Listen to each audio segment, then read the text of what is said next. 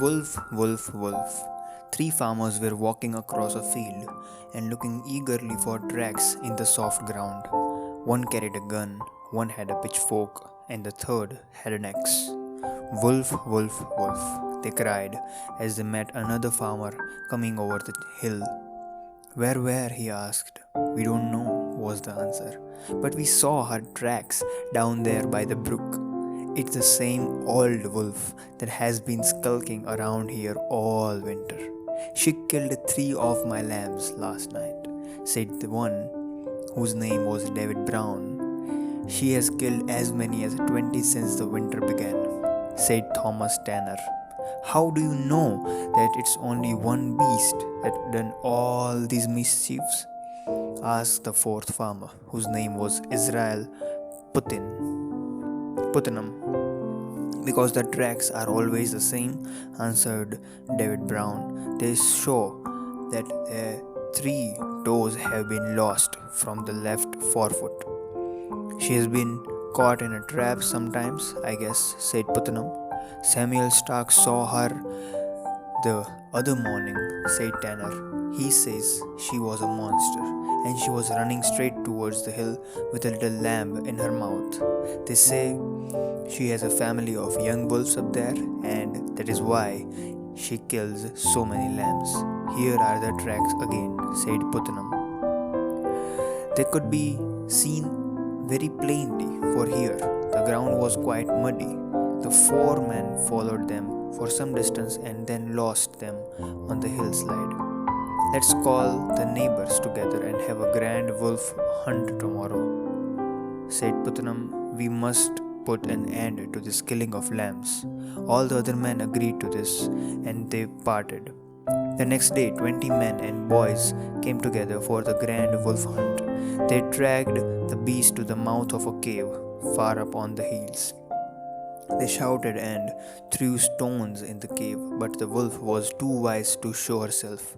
She lay hidden among some rocks, and nothing could make her stir. I will fetch her out, said Israel Putnam. The opening to the cave was only a narrow hole between two rocks. Putnam stopped down and looked in.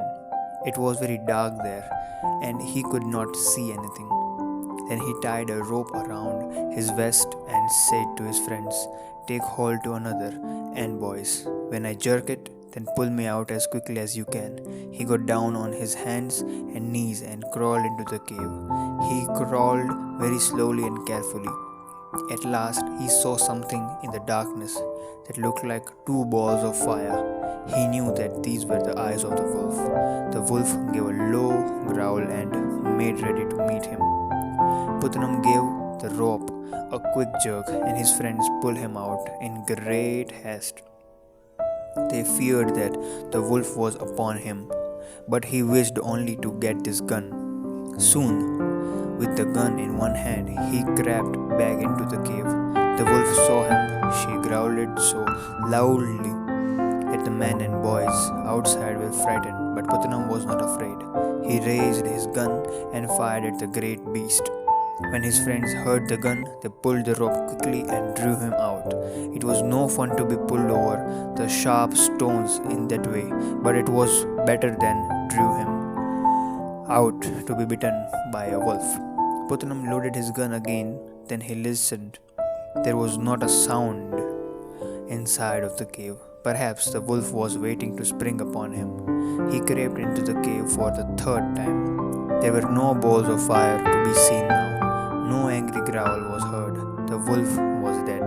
Putnam stayed in the cave so long that his friends began to be alarmed. After a while, however, he gave the rope a quick jerk. Men and boys pulled with all their might, and Putnam and the wolf were drawn out together. This happened when Israel Putnam was a young man. When the Revolutionary War began, he was one of the first to hurry to Boston to help the people defend themselves against the British soldiers. He became famous as one of the bravest and best of the generals who fought to make our country free. It's a truly inspirational tale and a great example of excellent moral values Despite being written over 100 years ago, the story is still relevant today. If you are looking for some inspirational stories, consider subscribing. Thank you.